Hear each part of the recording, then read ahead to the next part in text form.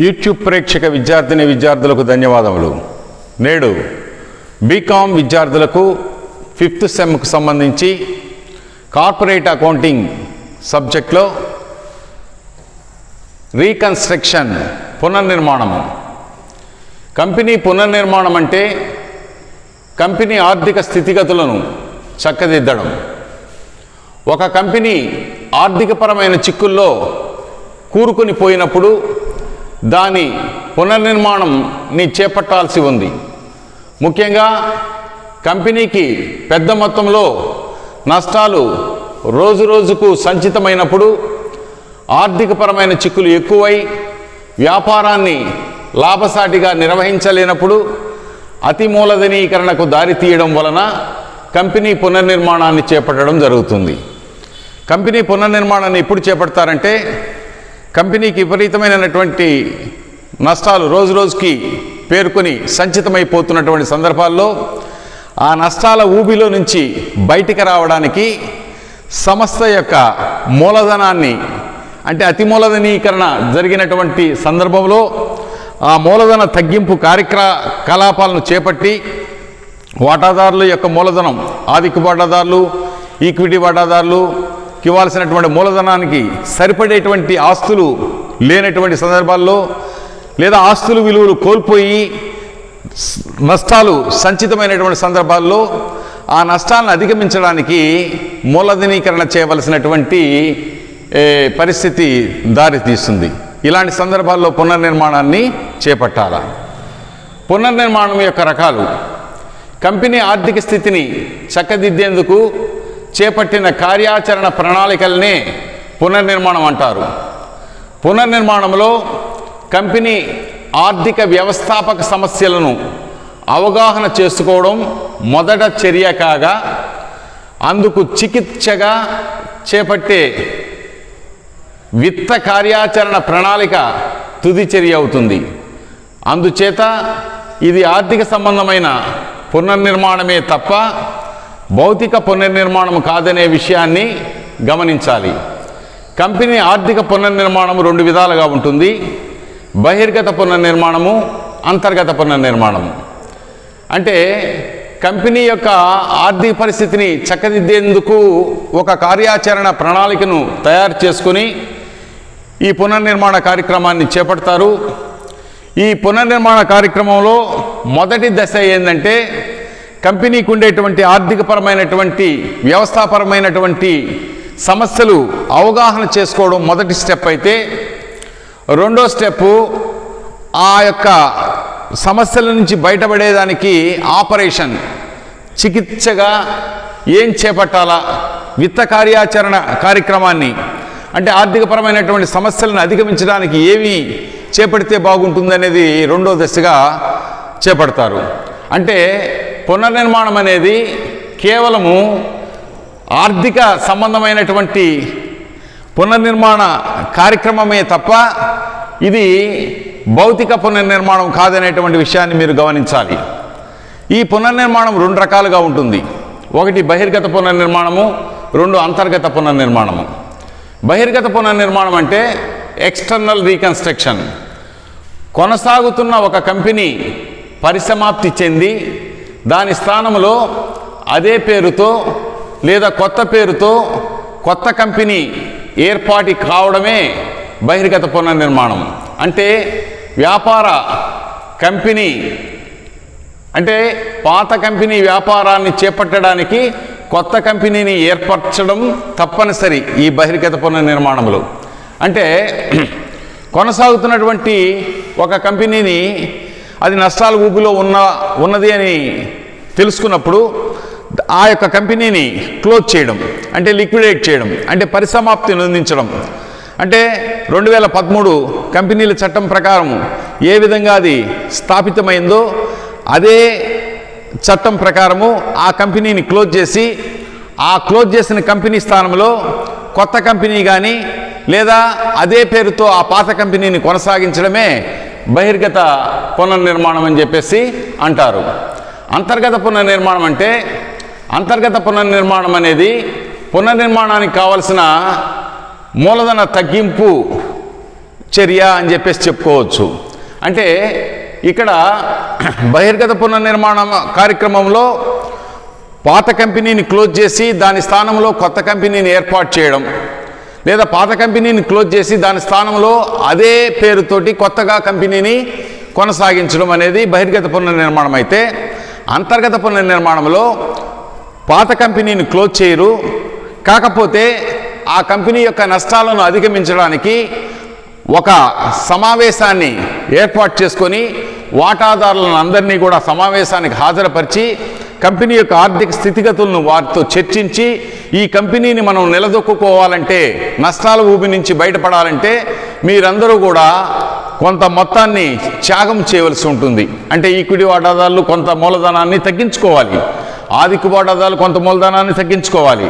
ఇది వాటాదారులు అందించవలసినటువంటి చేయూత సహకారం. అలాగనే కంపెనీకి సరుకుని సరఫరా చేసిన రుణదాతలను కూడా సమావేశపరిచి మీ యొక్క బాకీల్లో కూడా కొంత మొత్తాన్ని తగ్గించుకొని సంస్థని ముందుకి నెట్టేటువంటి పరిస్థితికి మీరు కారణభూతులు కాండి.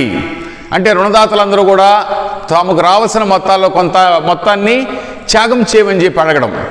అసలు క్లోజ్ చేస్తే ఏమవుతుందంటే, ఇక్కడ ఒక చిన్న లాజిక్, సంస్థ నష్టాల ఊబిలో ఉన్నప్పుడు క్లోజ్ చేసేస్తే పోతుంది, పరిసమాప్తిని అందిస్తే సరిపోతుంది అని అనుకున్నట్లయితే కంపెనీ మేనేజింగ్ డైరెక్టర్లు ఏమవుతుందంటే, కంపెనీ ఆస్తులన్నీ లిస్ట్ అవుట్ చేసి, కంపెనీ అప్పులను లిస్ట్ అవుట్ చేసి ఆస్తులన్నీ అమ్మేసి అప్పులను తీర్చే కార్యక్రమంలో ఫస్ట్ పూర్తి హామీ రుణదాతలకి చెల్లించాలి, తర్వాత పాక్షిక రుణదాతలకు చెల్లించాలి, అంటే కొంత హామీ రుణదాతలకు చెల్లించాలి, తర్వాత హామీ లేని రుణదాతలకు చెల్లించాలి, తర్వాత ఆధిక్య వాటాదారులకు చెల్లించాలి, తర్వాత డెబెంచర్దారులకు చెల్లించాలి, ఫైనల్గా ఈక్విటీ వాటాదారులకు చెల్లించాలి. అంటే లిక్విడేషన్ సమయంలో ఈ విధంగా చేసినట్లయితే కంపెనీ ఆస్తులకు సరిపడేటువంటి, కంపెనీ అప్పులకు సరిపడేటువంటి ఆస్తులు కానీ లేనిటువంటి సమయంలో ఇక్కడ రుణదాతలకి పూర్తిగా చెల్లించలేని పరిస్థితి ఏర్పడుతుంది.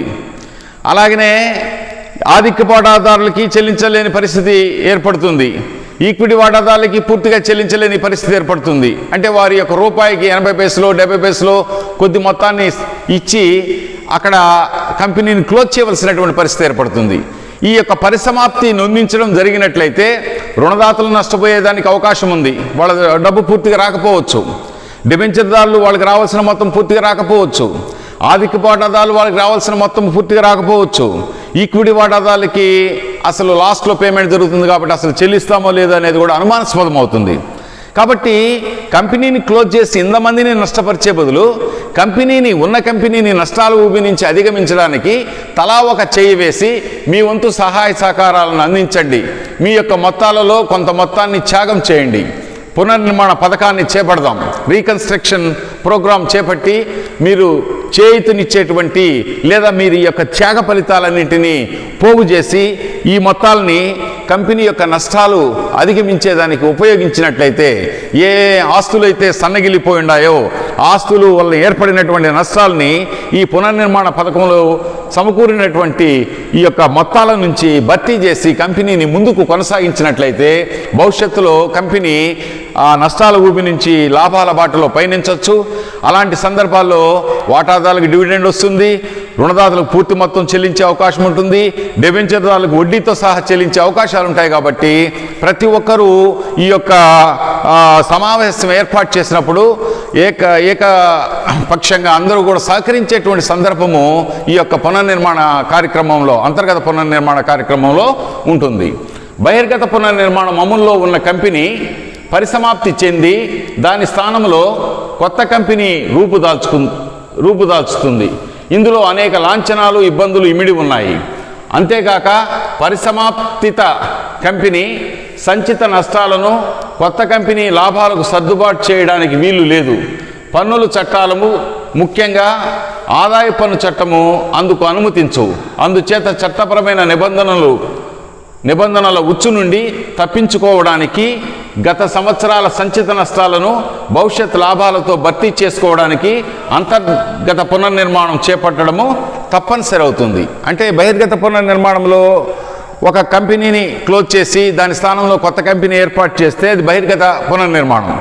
అక్కడ పాత కంపెనీ యొక్క నష్టాలను భవిష్యత్తులో కొత్త కంపెనీ యొక్క లాభాలతోటి సెట్ ఆఫ్ చేసేదానికి, సర్దుబాటు చేసేదానికి వీలు కాదు. అందుకు ముఖ్యంగా ఇన్కమ్ ట్యాక్స్ డిపార్ట్మెంట్ ఒప్పుకోదు.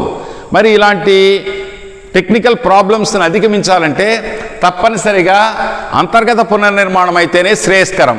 అంటే తలా ఒక చేసి కంపెనీని మోసినట్లయితే, కంపెనీని ముందుకు నడిపించినట్లయితే, లాభాల దశలో పయనింపజేసినట్లయితే గత సంవత్సరాలలో వచ్చినటువంటి నష్టాలని భవిష్యత్తు లాభాలలో నుంచి సెట్ ఆఫ్ చేసుకునేదానికి, సర్దుబాటు చేసుకునేదానికి ఏకైక మార్గము అంతర్గత పునర్నిర్మాణము. కంపెనీల చట్టము 2013లోని సెక్షన్ 100 నుండి 105 వరకు కంపెనీ మూలధన తగ్గింపును కూర్చిన నిబంధనలను ప్రస్తావిస్తున్నాయి.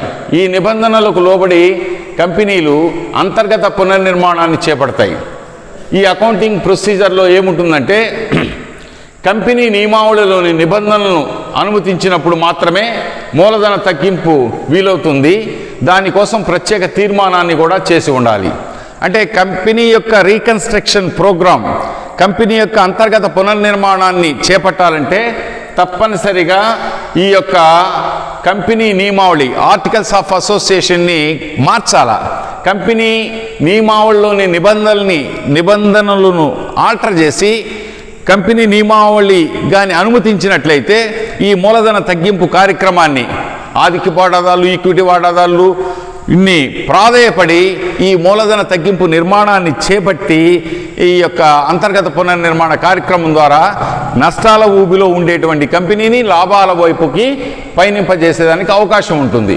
అంటే రీకన్స్ట్రక్షన్ ప్రోగ్రామ్ని అరేంజ్ చేసుకోవాలంటే 2013 కంపెనీల చట్టం ప్రకారం తప్పనిసరిగా ఆర్టికల్స్ ఆఫ్ అసోసియేషన్, ఈ యొక్క కంపెనీ యొక్క నియమావళిలో ఉండేటువంటి నిబంధనలు ఆ యొక్క అంతర్గత పునర్నిర్మాణానికి అనుకూలించేటట్టుగా ఉండాలి. ఒకవేళ అనుకూలించినప్పుడు నియమావళినే ఆల్టర్ చేసుకోవాలి. అలాంటి పరిస్థితుల్లోనే ఈ యొక్క అంతర్గత పునర్నిర్మాణానికి అవకాశం ఏర్పడుతుంది. అలాగనే ఏ కంపెనీ అయితే అంతర్గత పునర్నిర్మాణ కార్యక్రమాన్ని చేపడతాయో ఆ కంపెనీ పేరు చివరన మూలధన తగ్గింపు అండ్ రెడ్యూస్డ్ అని చెప్పి అనే మాటలు వాడాల్సిందిగా కోర్టు ఆదేశించడం జరుగుతుంది. అంతేగాక స్థానిక వార్తాపత్రికల్లో మూలధన తగ్గింపుకు కారణాలను వివరిస్తూ ప్రకటన చేయాలి. మా కంపెనీ ఈ రోజు నుంచి అంతర్గత పునర్నిర్మాణ కార్యక్రమాన్ని చేపట్టిందనే విషయాన్ని న్యూస్ పేపర్స్ ద్వారా వాటాదారులందరికీ కూడా తెలియచేయాలి. కోర్టు వారి ఆదేశాన్ని కంపెనీల రిజిస్ట్రార్ వద్దకి దాఖలు చేయాలి. అంటే 2013 కంపెనీల చట్టం ప్రకారము కంపెనీ స్థాపితం అవుతుంది కాబట్టి ఏ కంపెనీ అయితే ఈ యొక్క అంతర్గత పునర్నిర్మాణ కార్యక్రమాన్ని చేపడుతుందో ఆ పునర్నిర్మాణ కార్యక్రమానికి కోర్టు వారు అనుమతి పొందాలా. ఆ అనుమతి పత్రాన్ని ఈ యొక్క కంపెనీల రిజిస్ట్రార్కి దాఖలుపరచాలా. అలాగనే పునర్నిర్మాణ పథకాన్ని కోర్టు ధృవీకరించిన తర్వాతనే మూలధన తగ్గింపు చేపట్టాలి.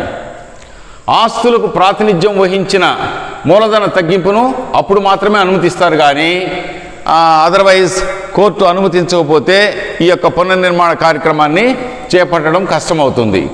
తర్వాత ఈ యొక్క internal reconstruction or capital reduction అనేది ఏంటంటే, internal reconstruction means the reduction of capital to cancel any paid up share capital which is lost or unpresented by available assets. This is generally resorted to write off the fast accumulated losses of the company. Thus, internal reconstruction and reduction of capital mean the same.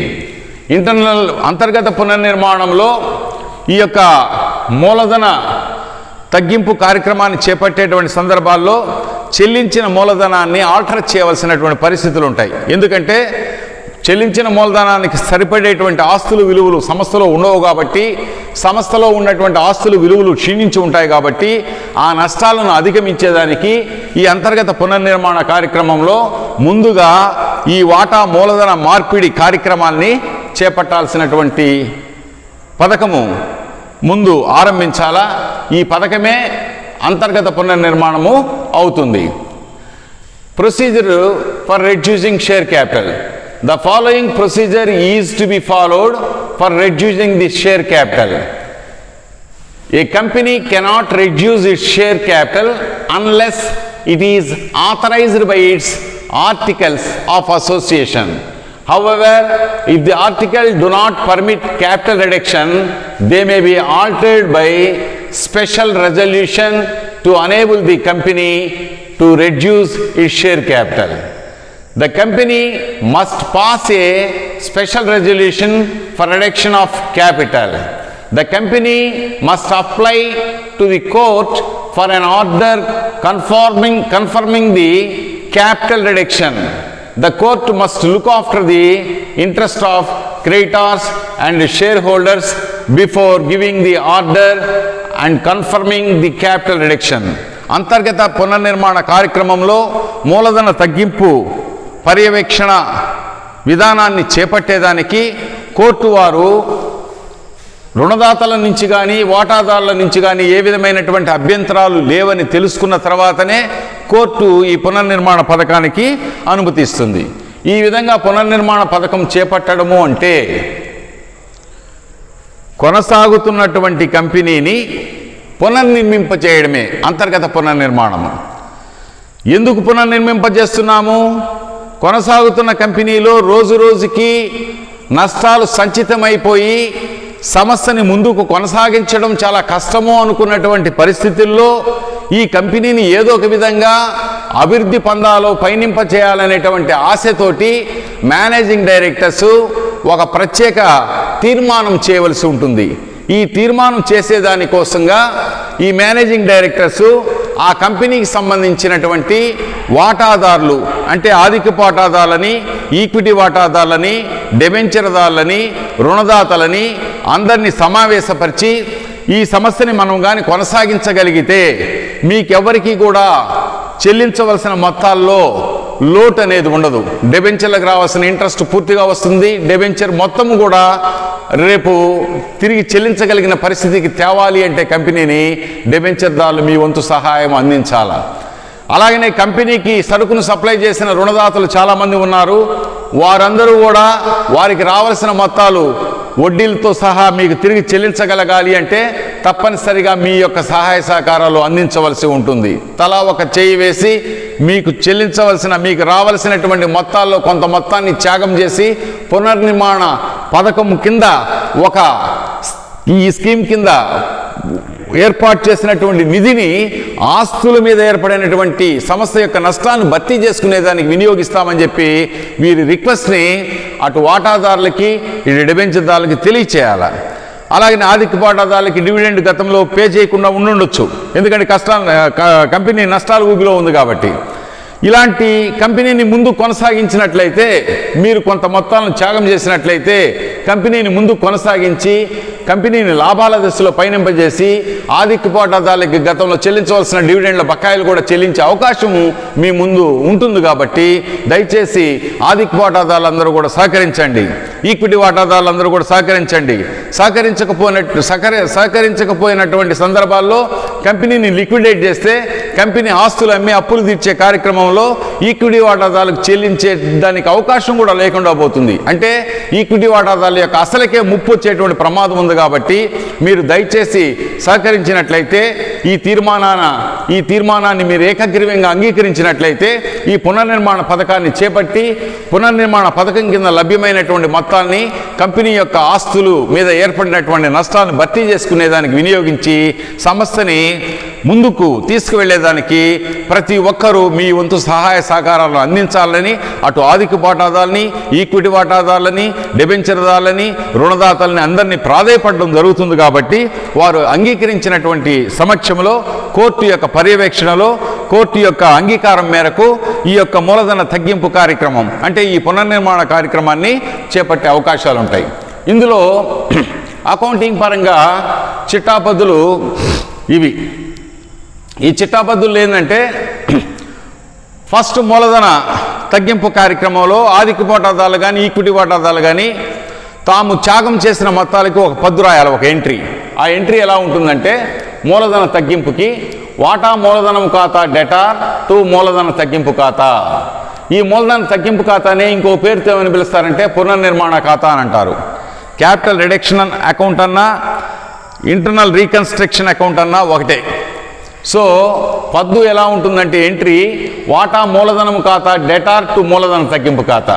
అంటే దీని అర్థం బాగా గమనించండి. జనరల్గా వాటా మూలధనం అనేది credit balance.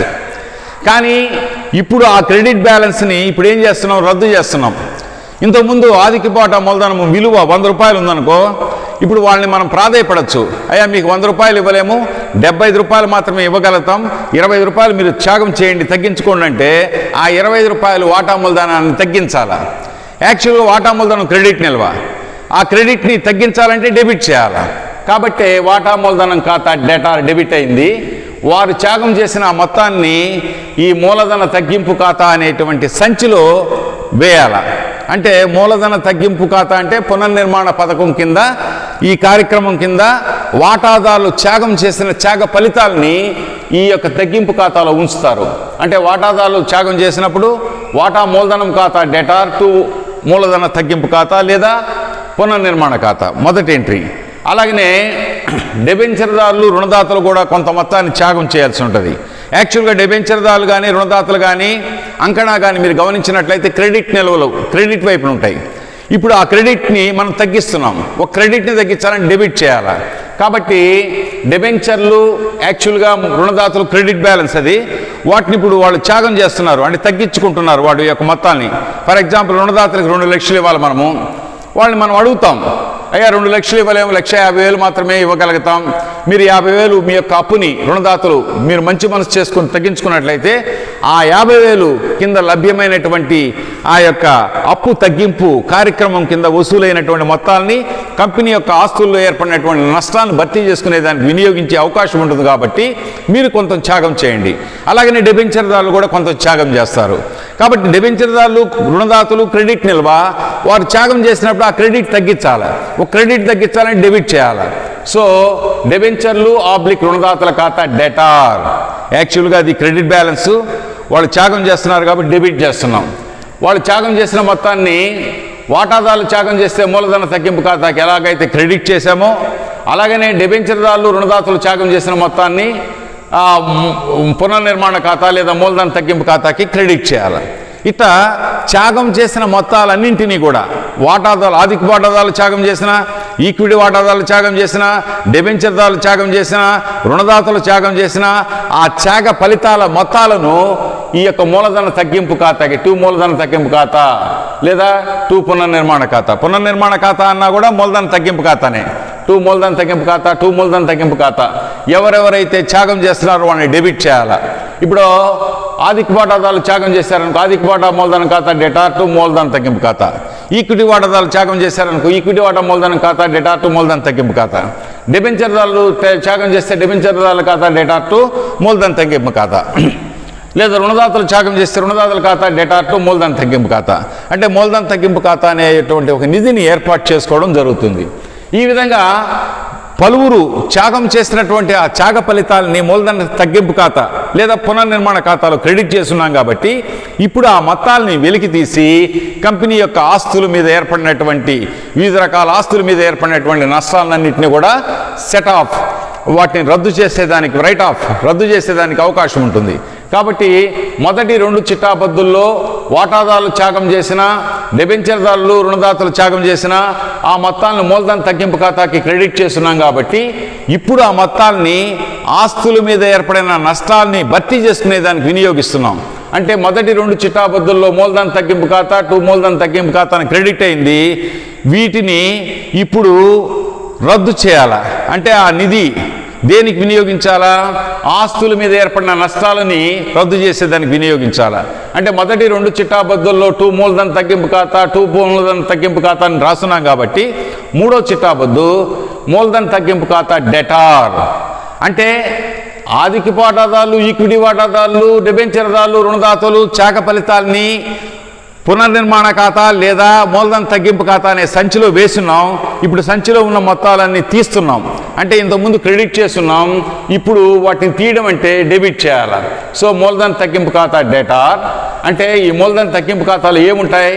దీన్నే పునర్నిర్మాణ ఖాతా అని చెప్పి కూడా అంటున్నాం. ఏముంటాయి దీనిలో? ఆర్థిక వాటాదారులు త్యాగం చేసింది, ఈక్విటీ వాటాదారులు త్యాగం చేసింది, రుణదాతలు త్యాగం చేసింది, డిబెంచర్దారులు త్యాగం చేసింది, అన్ని మొత్తాలు ఈ యొక్క మూలధన తగ్గింపు ఖాతాల్లో ఉంటాయి. ఇప్పుడు ఆ మూలధన తగ్గింపు ఖాతాని డెబిట్ చేసి కంపెనీలో ఏ ఆస్తుల మీద నష్టాలు ఏర్పడి ఉన్నాయో వాటిని అన్నిటినీ రద్దు చేయాలి. యాక్చువల్గా ఆస్తులు ఎప్పుడు డెబిట్ నిల్వ చూపిస్తాయి. ఇప్పుడు రద్దుపరుస్తున్నాం కాబట్టి ఒక డెబిట్ రద్దు చేయాలంటే క్రెడిట్. సో 2 లాభ నష్టాల ఖాతా, 2 గుడ్విల్ ఖాతా, 2 ప్రాథమిక ఖర్చుల ఖాతా, 2 యంత్రాల ఖాతా, 2 భవనాల ఖాతా, ఇట్లా ఆస్తులన్నింటినీ కూడా క్రెడిట్ చేస్తున్నాం. ఆస్తులు యాక్చువల్గా డెబిట్ బ్యాలెన్స్. ఇప్పుడు వాటిని రద్దు చేస్తున్నాం. వాటి మీద ఏర్పడిన నష్టాలని రద్దు చేస్తున్నామంటే, ఒక ఆస్తిని రద్దు చేయడం అంటే క్రెడిట్ చేయాలి. అంటే ఒక డెబిట్ రద్దు చేయాలంటే క్రెడిట్ చేయాలి. ఆస్తులు ఇప్పుడు డెబిట్ నిల్వ, వాటిని రద్దు చేయడం అంటే క్రెడిట్ చేయాలి. మూలధన తగ్గింపు ఎప్పుడు క్రెడిట్ నిల్వ. ఇప్పుడు ఆ మూలధన తగ్గింపు ఖాతాలో ఉండే నిల్వను బయటికి తీస్తున్నామంటే డెబిట్ చేయాలి. కాబట్టి మూలధన తగ్గింపు ఖాతా మొదటి 2 చిట్టాపద్దుల్లో పునర్నిర్మాణ ఖాతాన్న మూలధన తగ్గింపు ఖాతాన్న ఒకటే. ఆ 2 చిట్టాపద్దుల్లో మూలధన తగ్గింపు ఖాతాని క్రెడిట్ చేస్తున్నాం. ఇప్పుడు దాన్ని వెలికి తీస్తున్నాం కాబట్టి మూలధన తగ్గింపు ఖాతా డెటార్, 2 లాభ నష్టాల ఖాతా గత సంవత్సరం నష్టాలు, 2 గుడ్విల్ ఆస్తి ఖాతా, 2 ప్రాథమిక ఖర్చులు ఆస్తి, 2 వాటాలు డిబెంచర్ల మీద డిస్కౌంట్ ఖాతా, 2 పేటెంట్లు ట్రేడ్ మార్కులు, 2 ఇతర ఆస్తులు, 2 యంత్రాలు, 2 భవనాలు, 2 ఫర్నిచరు. అంటే సంస్థలో ఉండే ఆస్తుల మీద ఏర్పడినటువంటి నష్టాలు ఉన్నాయో ఆ నష్టాలన్నింటినీ కూడా రద్దు చేసినట్లయితే సంస్థ మళ్ళా యథాప్రకారంగా పుంజుకునే అవకాశం ఉంటుంది. ఈ విధంగా మూలధన తగ్గింపు ఖాతాల్లో ఎవరెవరైతే త్యాగం చేస్తున్నారో ఆ మొత్తాలన్నింటినీ కంపెనీ యొక్క ఆస్తుల మీద ఏర్పడిన నష్టాలను భర్తీ చేసుకోవడానికి వినియోగించగా ఇంకా మిగిలిగాని డబ్బు ఉంటే, ఫర్ ఎగ్జాంపుల్ అంతర్గత పునర్నిర్మాణము లేదా మూలధన తగ్గింపు ఖాతాలో 10 లక్షల డబ్బు సమకూరింది త్యాగ ఫలితాల మొత్తము. ఈ 10 లక్షల్లో కంపెనీ ఆస్తులన్నీ రద్దు చేయడానికి 9 లక్షలు వినియోగించాం. ఇంకా ₹1,00,000 మూలధన తగ్గింపు ఖాతాలో ఉంటుంది. ఆ మూలధన తగ్గింపు ఖాతాలో ఉన్న లక్షని మూలధన రిజర్వ్ ఖాతాకు మళ్లించాలి. అంటే మూలధన తగ్గింపు ఖాతా డెటార్ టు మూలధన రిజర్వ్ ఖాతా అని చెప్పి ఫైనల్ ఎంట్రీ రాస్తే సరిపోతుంది. అంటే వాటాదారులు త్యాగం చేసిన దానికి ఈ పద్దు, డిబెంచర్దారులు లేదా రుణదాతలు త్యాగం చేసిన దానికి ఈ పద్దు, ఆ త్యాగ ఫలితాల వల్ల వచ్చిన మూలధన తగ్గింపుని మనము ఆస్తులను రద్దు చేసినందుకు ఈ పద్దు, ఆ మూలధన తగ్గింపు ఖాతాలో ఉండేటువంటి నిల్వని ఆస్తుల తగ్గింపు కోసం వినియోగించగా ఇంకా డబ్బు ఏమన్నా మిగిలినట్లయితే దాన్ని మూలధన రిజర్వ్కు మళ్లించినట్లు. అంటే మూలధన తగ్గింపు ఖాతా డెటార్ లేదా పునర్నిర్మాణ ఖాతా డెటార్ టు మూలధన రిజర్వ్ ఖాతా అని చెప్పి ఫైనల్ ఎంట్రీ రాస్తే సరిపోతుంది. ఇవి ఎంట్రీస్. అంటే త్యాగ ఫలితాలకి ఎంట్రీస్. ఆ త్యాగ ఫలితాలని ఆస్తులను రద్దు చేసిన దానికి ఒక ఎంట్రీ, ఆ త్యాగ ఫలితాల మొత్తంలో ఆస్తులను రద్దు చేయగా ఇంకా మిగిలి ఉన్నట్లయితే మూలధన రిజర్వ్కి మళ్లించేదానికి మరొక ఎంట్రీ. దీనికి గమనిక ఇక్కడ చెప్పున్నాం.